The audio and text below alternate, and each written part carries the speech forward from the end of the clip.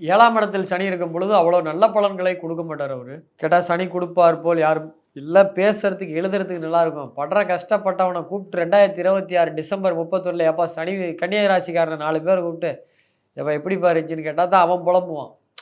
So இது பழமொழிலாம் வந்து நல்லா தான் எழுதுறாங்க. நான் இல்லன்னுலாம் சொல்லல. பட் அது வர கிளையண்ட்லாம் சொல்ற கதையெல்லாம் கேட்டா நமக்கு கஷ்டமா இருக்கு. ஸோ கன்னியா ராசிய பொறுத்தவரைக்கும் பாசிட்டிவ்னு பார்த்தீங்கன்னா, சமூக தொடர்பு நல்லாருக்கும். பெயர் புகழ் கிடைக்கும். திருமண வாய்ப்பு ஏற்படும். 90 கிட்ஸு, 80 கிட்ஸுக்குலாம் கல்யாணம் ஆகும். கோர்ட்டு கேஸ் ப்ராப்ளம்லாம் வந்து உங்களுக்கு சமரசமாகறதுக்கான வாய்ப்புகள் ஏற்படும். பூர்வீக சொத்து, பாகப்பிரிவினை முடியும். உங்களுக்கு நீங்க எதிர்பார்க்குற மாரி பூர்வீக சொத்து, பாகப்பிரிவினை முடியும்.